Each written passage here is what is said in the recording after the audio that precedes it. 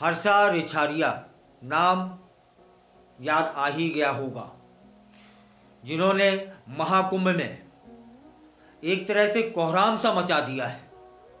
हर ओर उन्हीं की चर्चा है। कई लोग उनके पक्ष में खड़े हो गए हैं और कई उनके विपक्ष में खड़े हो गए हैं। लेकिन अभी ताज़ा जानकारी हासिल हुई है कि वे महाकुंभ को छोड़ने वाली हैं। हो सकता है यह वीडियो आप तक जब तक पहुंचे वे महाकुंभ छोड़ भी चुकी हों, लेकिन उनके जो आखिरी शब्द सुनने में आए हैं वे ये है कि पाप लगेगा। अब किसको पाप लगेगा, क्या पाप लगेगा और किसके लिए कहा गया है, यह भी जान लेते हैं। हर्षा रिछारिया ने कहा कि वह सनातन धर्म को समझने और उसका प्रचार करने आई थी, लेकिन हर कोई उन पर सवाल उठा रहा है जिससे वे आहत हैं। तब प्रश्न बनता है, सवाल क्यों उठ रहा है? इस पर भी तो बोलिए कि क्यों उठ रहा है। महाकुंभ 25 प्रयागराज संगम नगरी में चल रहे महाकुंभ के दौरान बड़ी संख्या में श्रद्धालु स्नान करने के लिए पहुंच रहे हैं। इस बीच वायरल हर्षा रिछारिया ने महाकुंभ छोड़ने का ऐलान कर दिया है। महाकुंभ से पहले अमृत स्नान में हर्षा को शामिल करने और महामंडलेश्वर के शाही रथ पर बैठाने का विरोध हुआ था। शाकुंभरी पीठाधीश्वर और काली सेना प्रमुख स्वामी आनंद स्वरूप ने भी इसे धर्म के खिलाफ बताया है। अब खुद हर्षा ने महाकुंभ से वापस जाने को लेकर कहा है, मैं सनातन को समझना चाहती थी, लेकिन कुछ लोगों ने मुझे निशाना बनाया और इसके लिए उन्हें पाप जरूर लगेगा। इस दौरान हर्षा भावुक हो जाती हैं और रोने भी लगती हैं कैमरा के सामने। हर्षा ने कहा कि पाप किससे होगा जब पूछा गया। इस दौरान हर्षा रिछारिया ने शाकुंभरी पीठाधीश्वर और काली सेना प्रमुख स्वामी आनंद स्वरूप जी महाराज पर निशाना साधा है। क्या शब्द बोले हैं स्वामी जी के लिए।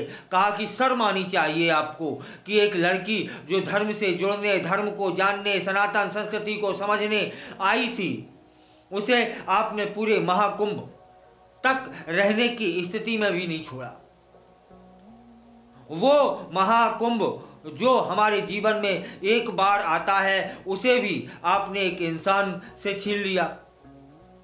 पुण्य का तो पता नहीं, लेकिन आनंद स्वरूप जी को पाप जरूर लगेगा। अब मैं महाकुंभ में नहीं रह पाऊंगी। हर्षा रिछारिया ने आरोप भी लगाया कि लोगों ने उन्हें धर्म से जुड़ने का मौका ही नहीं दिया। अगर लोग मुझे इस तरह से टारगेट कर रहे हैं तो अब मैं वहीं चली जाऊंगी जहां से आई थी।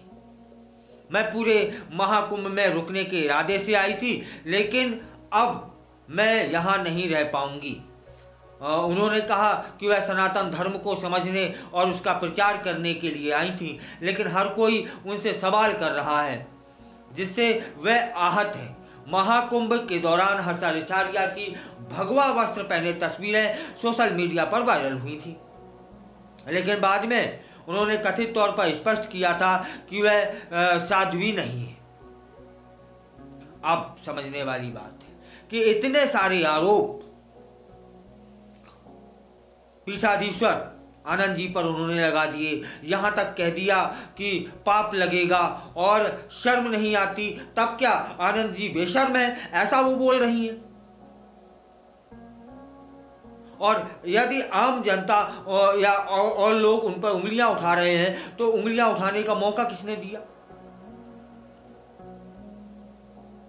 भाई विरोध इतना था कि शाही सवारी पर इनको नहीं बैठाना था भगवा वस्त्र पहन के, इतना था। और इसी का आनंद जी ने विरोध किया था और जो सक्षम प्लेटफॉर्म है उस पर विधिवत शिकायत दर्ज कराई थी। अब इस पर ये बतंगड़ कितनी बड़ा बयान दे दिया कि पाप लगेगा, शर्म नहीं आती। एक संत के विषय में ऐसा बोलना है। लेकिन फिर भी जो भी हो, सामने आएगा। लेकिन आनंद जी बोलते हैं कि वे उसकी बच्ची ऐसी हैं जो नियम है सनातन धर्म के, उनके पालन में कहीं गड़बड़ हुई है तो उस पर मैंने विरोध दर्ज कराया है और जो मैं करता रहूंगा। और यदि इस तरह के बयान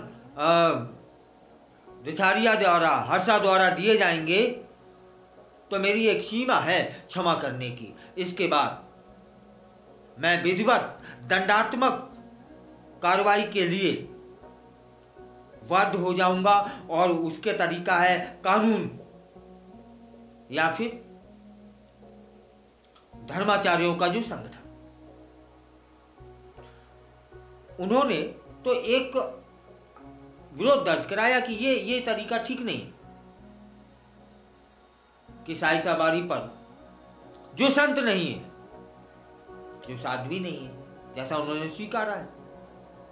अब बयान आ रहे हैं, तो जब अब बयान आ रहे हैं तो उन्होंने तो तब आरोप लगाया था जो देखा था, सोशल मीडिया पर चल रहा था। कोई कह रहा है कि वो एंकर हैं, कोई कह रहा है मॉडल हैं या जो भी हैं। फिलहाल हर्षा ने यह इनकार कर दिया मैंने मॉडलिंग कभी नहीं की।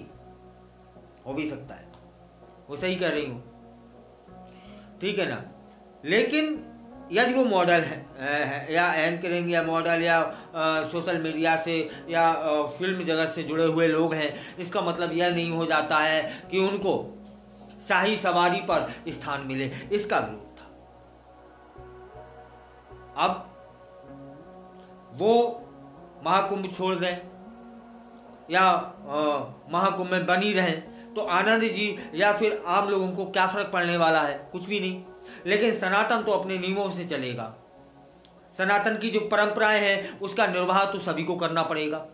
मैं आनंद जी के पक्ष में नहीं खड़ा हूं, मैं हर्षा रिछारिया के विपक्ष में नहीं खड़ा हूं, लेकिन आम जनमानस जो देख पा रहा है वह बताने की कोशिश कर रहा हूं।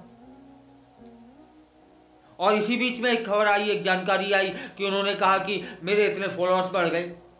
तो क्या यह यहां प्रश्न आनंद जी ने उठाया, तो अब क्या यह बवंडर सिर्फ फॉलोअर्स बढ़ाने के लिए किया गया?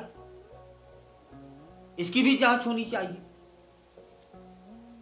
इतना सब ये बोल देना तो इतने बढ़ जाएंगे, वो बोल देना ये बढ़ जाएंगे। कितना भयानक बयान दे दिया आपने, कितना भयानक कि शर्म नहीं आती आनंद जी को, पीठाधीश्वर को बोलना। ये तो पाप कर्म जैसा है, वाकई में पाप कर्म जैसा है। और मुझे नहीं लगता कि कोई भी गुरु अपने शिष्य को इस तरह की शिक्षा देगा कि दूसरे धर्मगुरु को इस भाषा में उपयोग किया जाए, इस भाषा का प्रयोग किया जाए।